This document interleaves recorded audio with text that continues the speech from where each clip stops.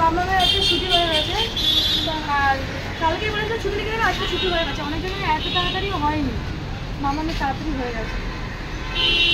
মামাম খুব কষ্ট পেয়েছিলাম, কিন্তু চেষ্টা করছে হাঁটার বসার। বাবা বলছে আমাকে উঠে বসিয়ে দাও, আমি বলেছি না বসিয়ে, ডক্টর বলেছে বাড়িতে ছাড়বে না, তো বলছে আমাকে উঠে বসাও। মামামের ছুটি হয়ে গেছে আর মামামকে এখন আমার দাদান দেখছে।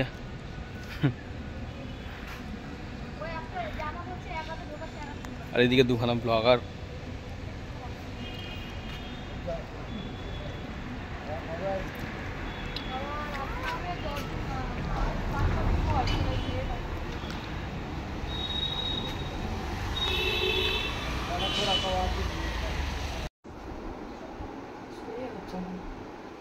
তো 10টা বাজে মামা ঘুম থেকে উঠে গেছে। কালকে আসার পর মামা কিছু খেয়ে দিদি ওর জন্য পোলাও বানিয়েছিল, পোলাও খেয়েছে।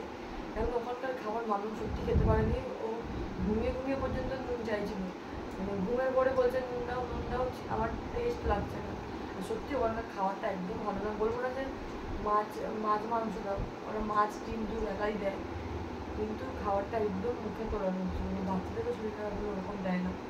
তো এখন যাই হোক, এখন দিদি এখন এখানে এসে খাওয়া দাওয়া করছে আগের থেকে ভালো, ওখানের থেকে তো ভালো করছে। তোকে রেডি করে দেওয়া দিয়েছি সকালবেলা, গায়ে একটু জল দিয়ে দিচ্ছি, কারণ ও তো এটা যেতে পারবো না। যে জায়গাটা মাখাচ্ছে আমি চান করে জামা প্যান্ট ছাড়িয়ে ব্রাশ করিয়ে দিয়েছি। এবার আমি রেডি হবো, মামাকে খাইয়ে দেবো। এখন ওষুধ খাবে না, বলছে দুপুরবেলা 2 টাইম ওর ওষুধ আছে। যখন ব্যথা করে একটা দুপুরবেলা, নয় রাত্রিবেলা, নয় সকালবেলা রাত্রিবেলা। কালকে রাত্রিবেলা অনেকবার মা মা কথা বলে কতবার আমার চোখ খুলে গেছে, আবার হাসছি।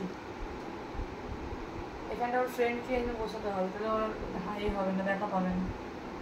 আপনার গায়ে হাত দিলেই ব্যথা পায়, কিন্তু ওর একটা ফ্রেন্ড আছে এখানে নতুন হয়েছে, ও গায়ে হাত যখন মাথা হাত ধরে হেলিয়ে দিল তখন ব্যথা পায়নি না, আর লজ্জা পালিয়ে গেছে। তো মামা মামাকে বলছে মা আমি আম পাতা খেলাম, খেল না, 2 হাত দিয়ে খেলতে হবে। বলছে না 1 হাত দিয়ে। তা আমি খেলিনি, ওর বাবার সাথে ও 1 হাত দিয়ে আম পাতা খেলছে। দেখো আমার পাগলা ঘোড়া বন্দুক ছুঁড়ে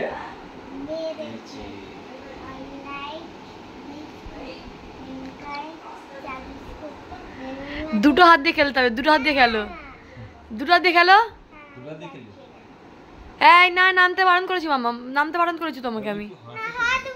না হাঁটিয়েছি আমি, ওকে সব করিয়েছি, কিন্তু ওকে বলেছে বেশি করতে না, সবকিছু অল্প অল্প ভালো মামা, বেশি আনলিমিটেড ভালো না, বেশি।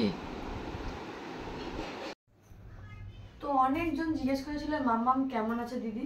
তো ইনস্টাগ্রামে, আমার ফেসবুকে, মেসেঞ্জারে, যারা হোয়াটসঅ্যাপে আছে তারা তো বলেছই, তারপর ইউটিউবে সবাই কমেন্ট করেছে অনেক ভরে ভরে যে মাম্মাম কেমন আছে, যাতে মাম্মাম সুস্থ হয়ে যায়। তাদের ওইদিকে খেয়াল ছিল যে আমার মেয়েটার শরীর খারাপ, সবাই মেয়েটার জিজ্ঞেস করেছে। অনেকজন যারা নেগেটিভ কমেন্টসে আজীবনই করে আসছে, এই সময় তো যারা আগা করেই নেগেটিভ কমেন্ট করে আসছে তাদের কিছু বলারই নেই, কারণ তারা সহ্যই করতে পারে না।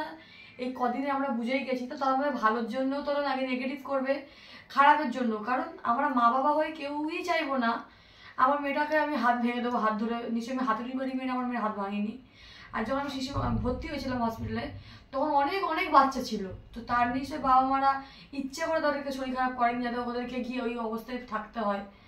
আর আমাদের এত টাকাও নেই যে আমার মেয়েটাকে আমি ইচ্ছে করে শরীর খারাপ করে এর জন্য আমি টাকা কামানোর জন্য যে হসপিটালে ভর্তি করে দেবো।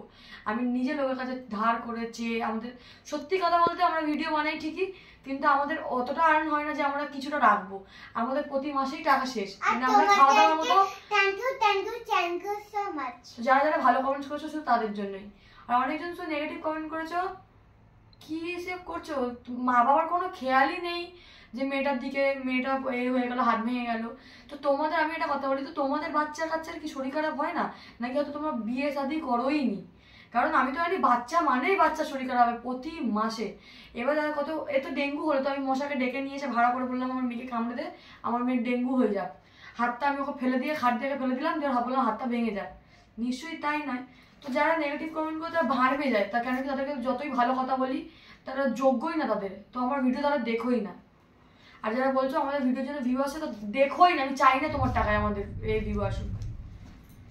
আর মামামের কি হয়েছে কেমন, আমি এক্সরেটা দেখাচ্ছি, তাহলে তোমরা বুঝতে পারবে কোন জায়গাটা এক্স্যাক্টলি ভেঙেছে আর কেমন ভাবে রডটা বসিয়েছে। আর ডক্টর কি বলেছে সেটাও তোমাদের সঙ্গে শেয়ার করবো, কারণ তোমরা অনেকজন জিজ্ঞেস করেছো, তো সবাইকে তো কমেন্টে বলাটা পসিবল ছিল না, তো ওই জন্য আমি বলতে পারিনি। আর আমি সেরকম হসপিটালে আমি যখন, হ্যাঁ আমাকে থাকতে দেয়নি হসপিটালে, তার কারণ হচ্ছে আমি প্রেগনেন্ট ছিলাম, আমার এই তো কালকে আমার 8 মাসে পড়ে যাবে, তো এই জন্য প্রেগনেন্সি এতে থাকতে দেয় না। দিদি ছিল দুদিন, কেন সবার মা ছিল, আমার মাকে অ্যালো করেন না, আমার মায়ের পেটে একটা বেবি আছে না, অ্যালো করবে না আমার। তো আমি রাত্রিবেলা মহারাজের কাছে কাউকে না বলে গেছি, কারণ সোমনাথকে নিয়ে সোমনাথ বলতো ছেড়ে দে, হবে না হবে না। আমার পিসি মশাই কাজ করে, ওদেরকেও বলেছিলাম, তো পিসি মশাই বললো মহারাজ দেবে না, অ্যালাউ করবে না, কারণ প্রেগনেন্সিতে কাউকে থাকতে অ্যালাউ করে না, যাতে ওদের কোনো সমস্যা না হয়। আর তার মধ্যে আমার ভারী মাস আসছে, তো আমি বললাম একাই চলে গেছিলাম শিশিমঙ্গল রাত্রিবেলা, তখন কটা 8:30 তখন ওই সময় লাইন পর প্রচন্ড লাইন। আমি ভাবলাম চুপ করে একটা কথা বলি, তো প্রচুর লাইন ছিল, লাইনে দাঁড়িয়ে তো আমি গিয়ে বললাম একবারই যে আমি আমার মেয়ের আছে, আমার মেয়ে ভর্তি, কালকে অপারেশন, তো আমাকে যদি একটা দিন থাকতে দেওয়া হয়, কারণ মামা খুব কাঁদছিল, তো বললো থাকতে দেওয়া হয়, তুমি তো প্রেগনেন্ট, ওই জন্য থাকতে দেওয়া হচ্ছিল না, কিন্তু ঠিক আছে একটা দিন আমি অ্যালাউ করছি, তারপরে কিন্তু আমাকে চলে আসতে হবে, তারপর যে ছিল তাকে শিফট করে দিতে হবে, বা অন্য কাউকে তুমি রাখতে পারো। তো আমি দিদিকে বিশ্বাস তো ছিল, তো আমি পরের দিন সকালবেলা গেলাম, আমাকে বলেছিল 12টায় যেতে, আমি চলে গেছিলাম 11টার সময়, যদি আগে থাকতে দেয়, তো থাকতে দিয়েছিল। তারপরে তার দিদি আমাকে বলেছে মামাকে দেখতে হবে, আমি বললাম আসিস না, যদি তুই আসিস আমাকে বলে তুমি চলে যাও, তোমার দিদি এসে গেছে। তো আমাকে তখন কেউ কিছু বলেনি, সিস্টাররা বলছিল 2-1 বার যে কি গো আসবে না তোমার দিদি, তুমি থাকবে, আমি জানি না আসবে, তখন যদি থাকতে না দেয়। তো যা হোক করে আমি কটা দিন থেকে গেছি, আমার কাছে 2-3টে দিন ছিলাম, তো আমি তোমাদের কারোর সঙ্গে সেটা শেয়ার করা হয়নি। আর মামামের এক্সরে রিপোর্টটা এসে, এক্সরে রিপোর্টটা আমি দেখাচ্ছি কীভাবে ভেঙেছে, মামার দুটোই দেখাচ্ছি, হয়তো বোঝা যাবে, কেন কি আমি কালকে সবাই এক্সরেটা বোঝা গেলে বলবি। হ্যাঁ, এইটা যেটা এক্সরে করা হয়েছে, হাতটা নামিয়ে করা হয়েছে বলে এখানে পুরো বোঝা যাচ্ছে, এই ক্র্যাকটা বোঝা যাচ্ছে তো, আর এই যে ক্র্যাকটা পুরো, এটাতে পুরোই বোঝা যাচ্ছে ইজিলি, ওটা হাতটা লম্বা করে এক্সরে করানো হয়েছিল। এমনি ফটো নিস তো শোন না, এক্সরেটা না লাগবে, স্কুলেও নিয়ে যেতে হবে।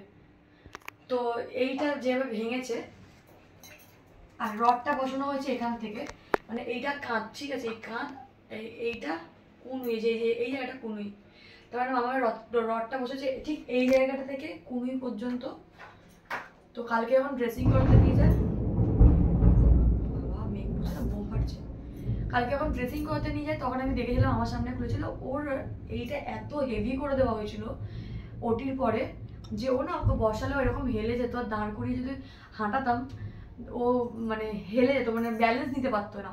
কালকে যখন ওকে এটা করালো, ড্রেসিংটা করালো, তখন কি করানো হয়েছে দেখলাম এখান থেকে এতটা সেলাই হয়েছে, আর খুব মানে বাজেভাবে সেলাইটা করা হয়েছে, মানে একটা কাপড়টা কি দেখাবো আমি, এরকম করে ডবল করে এরকম ভাবে করা হয়েছে, এরকম যেমন তেমন।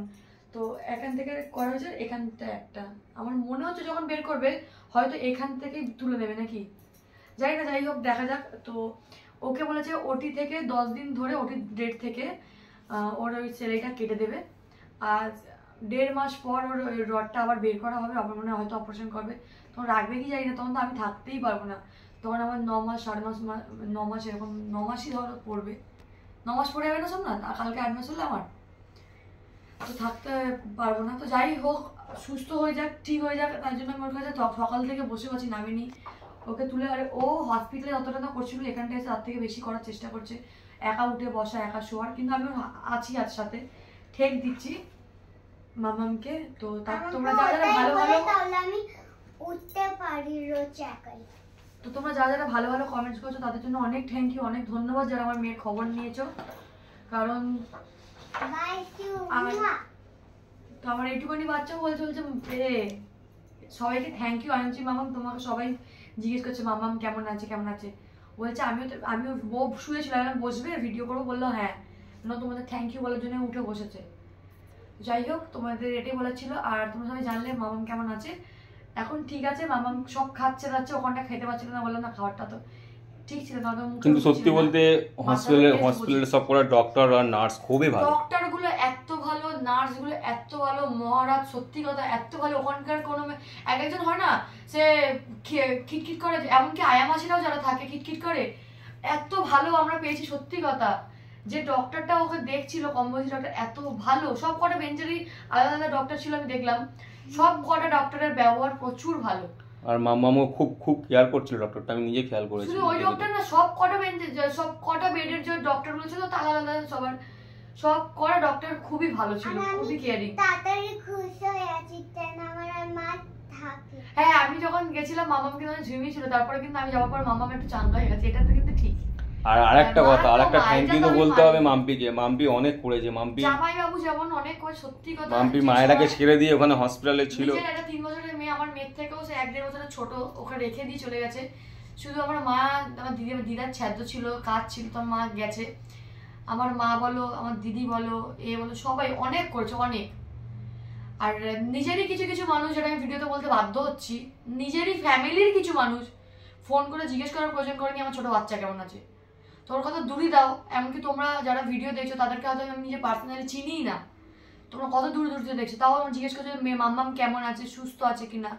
তো ওটা জেনে খুব ভালো লাগলো। আর যারা ব্যাড কমেন্ট করছো তো বাদই দাও, ওদের আমি পায়ে ধুলোও মনে করি না, তো ওদের কমেন্টস আমি ধারও দাঁড়ি না। তোমার মেয়ে এখন সুস্থ আছে। হাতটা ভাঙা বলে ভিডিওটা আগে দিন করেছি। বাইসি না ভাইসু মা তো মামামের 2 তারিখে পরীক্ষা, মানে কদিন, 2 তারিখে, কাল বলতে পরশু নয়, কালকে পরশু মনে হয়। তো আজ স্কুলে যাবো রিপোর্টগুলো নিয়ে ওকে, তারপরে আমি আর মেন কথা একে রেখে তো আমি যেতেও ভয় পাচ্ছি। তো দেখি কাল পরশু যাবো, গিয়ে স্কুলে গিয়ে বলতে হবে। আমি স্কুলে SMS করে দিয়েছিলাম ওদের গ্রুপে, তো আন্টি বললো একবার হেডমিস্ট্রেসের সঙ্গে কথা বলতে। দেখো ও যেরকম একা একা শোয়ার চেষ্টা করছে, এটা হসপিটালে করছিল না। তারপর আমি গিয়ে এই পেটেই আমি ওকে কোলে করে নিয়ে নিচে নামিয়ে হাঁটা চলা সব করিয়েছি। মামাকে তাড়াতাড়ি চেষ্টা করে আমি সুস্থ করে দেবো। আমি যখন আছি ও অসুবিধা, কারণ যখন ডেঙ্গু হয়েছিল তখন আমি খুব কেয়ার, সেটা জন্য তো বলে, তাই না? এত তাড়াতাড়ি ও রিকভার করে দিচ্ছিল, এখনো হয় না মামা। আর মামা আমার খুব সহ্য করতে পারে, খুব স্ট্রং। আর কাঁদবে, নিজে কাঁদবে, কষ্ট পাবে, ভেতর ভেতর কেঁদেও বলবে বাবা তুমি কেঁদো না, মা তুমি কেঁদো না। এখনো না, মা কাঁদলেই আমি কষ্ট পেয়ে কেটে ফেলি। বাবা মা কেউ তো যাই হোক, আমি রোজ ভিডিও পোস্ট করবো মামামকে নিয়ে, আর মামাম কেমন আছে তোমাদের সঙ্গে সেটা শেয়ার করবো। আর তোমাদেরকে অনেক অনেক ধন্যবাদ।